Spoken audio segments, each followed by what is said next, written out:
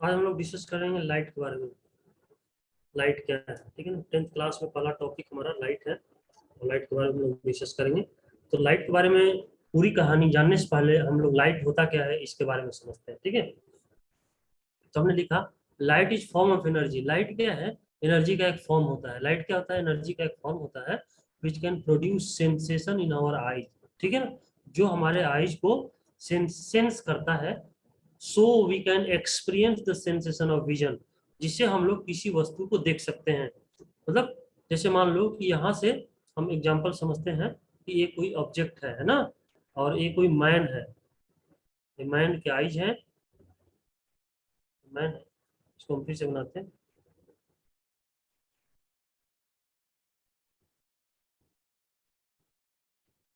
ये कोई मैन। अब क्या होता है कि लाइट यहाँ से, जहाँ से भी लाइट, मान लो ये सोर्सेज है लाइट का, लाइट आता है, इस पर जो है इंसिडेंट होता है।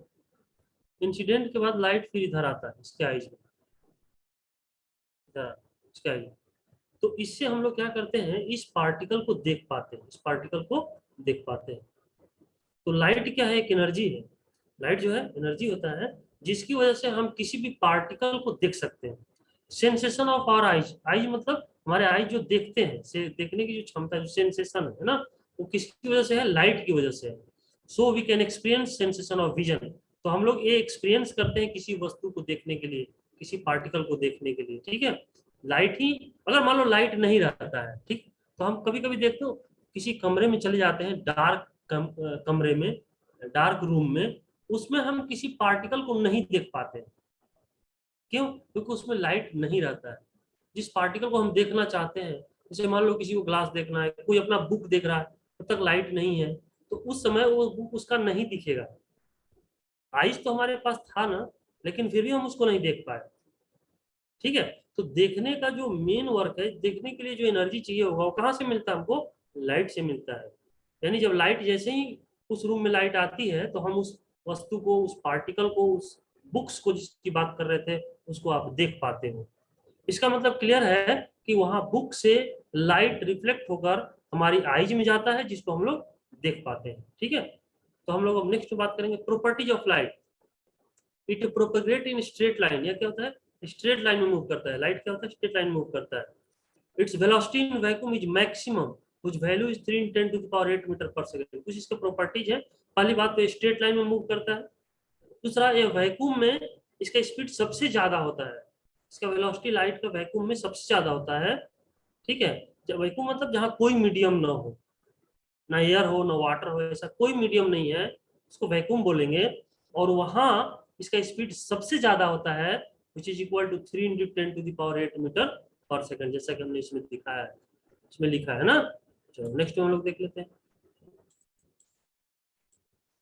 Light not need a material medium to travel that, ठीक है। मतलब लाइट को मीडियम की जरूरत नहीं पड़ती ट्रेवल करने के लिए। लाइट को किसी मीडियम की जरूरत नहीं, ठीक है। मतलब अगर एयर नहीं, एयर क्या है? एक मीडियम है। वाटर क्या है? एक मीडियम है। ऐसा तो एयर नहीं भी रहेगा जहां, वहां भी लाइट ट्रेवल करेगी। तो लाइट को ट्रेवल करने के लिए मीडियम की जरूरत नहीं पड़ती है। That is it it can travel through vacuum. इसीलिए यह क्या कर सकता है कि यह वैक्यूम में ट्रेवल करता है। वैक्यूम में भी ट्रेवल कर सकता है, जहां मीडियम नहीं वहां ट्रेवल कर सकता है। It exhibit the phenomenon of reflection. तो एक कई फिनोमिनन, कई घटनाएं शो करता है, ठीक है ना। तो हम लोग ये जो जिसे हमने लिखा reflection, refraction, interference, diffraction, polarisation, तो ये सब फिनोमिनन है, लाइट के फिनोमिनन है, ठीक है। तो लाइट के फिनोमिनन है। तो अब क्वेश्चन आता है कि भाई रिफ्लेक्शन क्या है, रिफ्रैक्शन क्या है, इंटरफेरेंस क्या है, डिफ्रैक्शन के कौन कौन फिनोमिनन, पोलराइजेशन क्या, इस तरह की ये फिनोमिनन क्या है, इसका डिस्कशन हम बारी बारी से करेंगे। बट अभी हम ये जानेंगे कि लाइट जो है वह रिफ्लेक्शन भी शो करेगा, रिफ्रैक्शन भी शो करेगा, इंटरफेरेंस भी शो करेगा, और डिफ्रैक्शन शो करेगा, पोलराइजेशन शो करेगा। ये इसके प्रॉपर्टीज है जो हमने बताया। क्या क्या प्रॉपर्टीज देख लिए, देख लो एक बार। It propagate in straight line में ट्रेवल करेगा। वैक्यूम में इसकी मैक्सिमम वेलोसिटी होगी 3 × 10⁸ metre per second.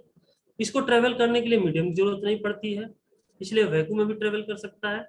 Exhibit the phenomenon reflect, क्या क्या शो करता है? Reflection, refraction, interference, diffraction, polarisation, ये फिनोमिनन ये शो करेगा।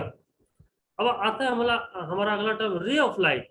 रे ऑफ लाइट क्या है? Straight line so the direction moment of light is called ray of light. जैसे एक लाइट है, देखो रे रे की तरह दिख रहा है, यहाँ हमने एरो दिया है, तो ये कहलाएगा रे ऑफ लाइट। क्या कहलाएगा? रे ऑफ लाइट। ठीक है। उसी तरह से हम लोग बात करेंगे beam of light. Beam of light में कई रे ऑफ लाइट रहेंगे, देखो 1 2 3 4 5 ऐसे करके कई रे ऑफ लाइट रहेंगे, तो ये कहलाता है बीम ऑफ लाइट। हमने लिखा bundle of ray, bundle of rays at a point is called beam of light. तो रेज का जो बंडल होता है, कई रेज एक साथ होते हैं, इसको बीम ऑफ लाइट पढ़ते हैं। ठीक है ना, इसलिए हमने इसको लिख दिया बीम ऑफ लाइट। जो टर्म है ये क्या कहलाएगा? Beam of light. ठीक है। अगला है डाइवर्जेंट बीम ऑफ लाइट। ठीक है ना, डाइवर्जेंट का मतलब कि यहाँ से लाइट रे कई पार्ट में डिवाइड हो गया, देखो ऐसे देख रहे, पता चल रहा है, इधर गया कुछ लाइट, कुछ इधर गया, कुछ इधर गया, कुछ इधर गया, कुछ इधर गया, इसको डाइवर्जेंट बोलेंगे। मतलब इस पॉइंट से डाइवर्ज हो गया, अलग अलग डायरेक्शन में डाइवर्ज हो गया, तो डाइवर्जेंट बीम ऑफ लाइट कहलाता है। और एक कहलाएगा कन्वर्जेंट। कन्वर्जेंट का मतलब बहुत सारा लाइट रे आता है और एक पॉइंट पर कन्वर्ज हो जाता है। ठीक है ना, एक पॉइंट पर कहीं कन्वर्ज, इधर से लाइट रे आया, इधर से लाइट रे, इधर से लाइट रे, इधर से, कई पॉइंट से लाइट रे आकर एक पॉइंट पर आ जाता है, इसको बोलते हैं अपन कन्वर्जेंट बीम ऑफ लाइट। इसको बोलेंगे कन्वर्जेंट बीम ऑफ लाइट, इसको बोलेंगे डाइवर्जेंट बीम ऑफ लाइट। ठीक है ना, divergent beam of light. Next हम लोग बात करेंगे,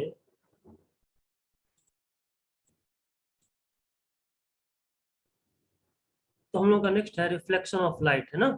when ray of light fall on any particle or object it return back in same medium from the surface, this phenomenon is called reflection of light। इसका मतलब समझते हैं, जैसे मान लो ये हमने एक लाइन लिया, इसको बाउंड्री बोल सकते हैं, ये मीडियम फर्स्ट हो गया, ये मीडियम सेकंड हो गया, या इस मीडियम को दो पार्ट में डिवाइड कर रहा है, मीडियम फर्स्ट मीडियम सेकंड। अब यहाँ से लाइट रे कहीं आता है और इस पर इंसिडेंट होता है, यहाँ इस पर इंसिडेंट होता है। इंसिडेंट होने के बाद क्या होगा कि यदि ये लाइट रे सेम इसी मीडियम में चला गया, फर्स्ट मीडियम में आया था, फर्स्ट मीडियम में ही चला गया, तो ये जो लाइट रे आया, जो इस मीडियम से आया, इसी मीडियम से आया और इसी मीडियम में रिटर्न लाइट जो है, ये कहलाएगा रिफ्लेक्शन ऑफ लाइट। क्या कहलाएगा? Reflection of light. मतलब यहाँ से लाइट जो है इस पॉइंट से रिफ्लेक्ट हो गया, इसका कहलाएगा रिफ्लेक्शन ऑफ लाइट। ये लिखा हुआ है when ray of light fall on any particle or object, मान लेते हैं कि यहाँ पे पार्टिकल है, इस पर ये फॉल करता है, it return back in the same medium, तो ये रिटर्न हो जाता है सेम मीडियम में। ठीक है, return back in the same medium from the surface, इस सरफेस से, this phenomenon is called reflection of light. इसको बोलेंगे रिफ्लेक्शन ऑफ लाइट। क्या बोलेंगे? Reflection of light. दूसरा है इंसिडेंट रे। ठीक है, द रे light which falls on surface of mirror is called incident ray of light. मान लो मिरर है, ठीक है, और अभी बताया यहाँ से लाइट रे जो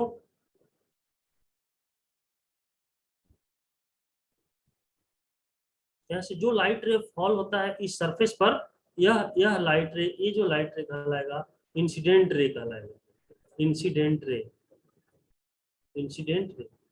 और ये कहलाएगा रिफ्लेक्टेड रे, रिफ्लेक्टेड रे। तो ये हो गया इंसिडेंट रे, हो गया रिफ्लेक्टेड रे। ठीक है, यही चीज इसमें बताया गया, रिफ्लेक्टेड रे और इंसिडेंट रे। हमें लगता है सबको समझ में आ गया होगा, है ना। चलो नेक्स्ट हम लोग बात करते हैं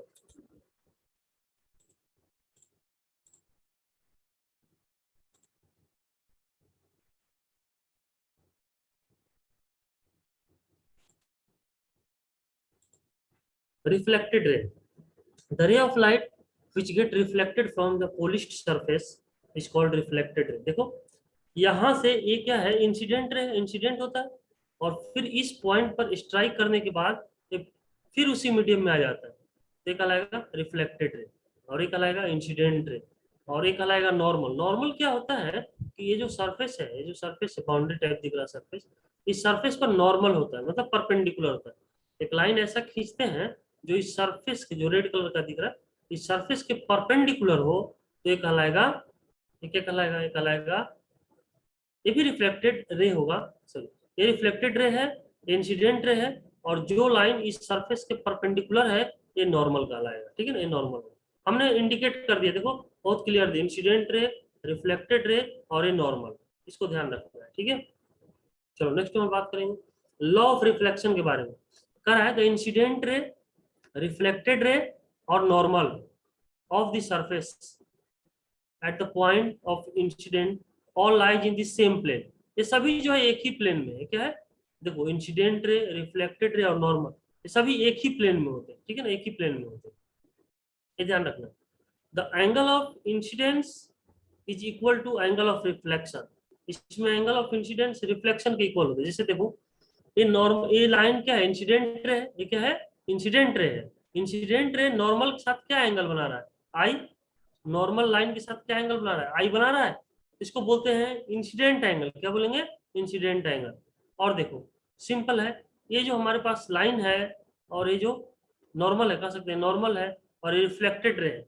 अब तुमसे पूछा जाए कि इसके बीच का एंगल बताओ, तो भाई ऐसा कोई ज्योमेट्री नहीं है जिससे एंगल बता सके, क्योंकि पता ही नहीं कौन कितना लेंथ का है। तो हम लोग क्या इसको मान लिए, इसको मान लिया angle are.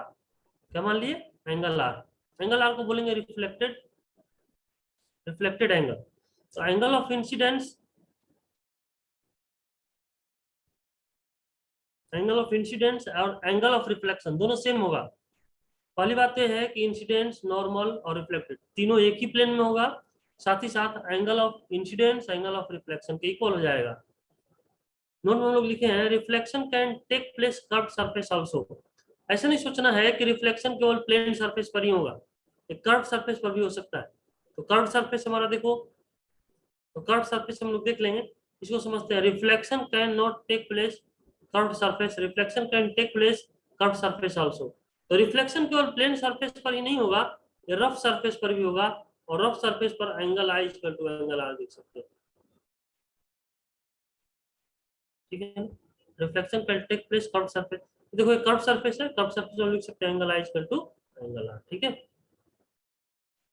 when ray of light fall on mirror normally, then light ray get reflected back along the same path। ठीक है, देखो जब ये जो हमारा है, मान लो मिरर है ऐसा कुछ, और इस मिरर पर लाइट रे हम लोग इंसिडेंट करा रहे हैं। बट इंसिडेंट किया हुआ लाइन इस मिरर के यदि परपेंडिकुलर होगा, तो जिस पाथ से गया है लाइट उसी पाथ से रिट्रेस हो जाएगा, चेंज करने की जरूरत नहीं पड़ेगी।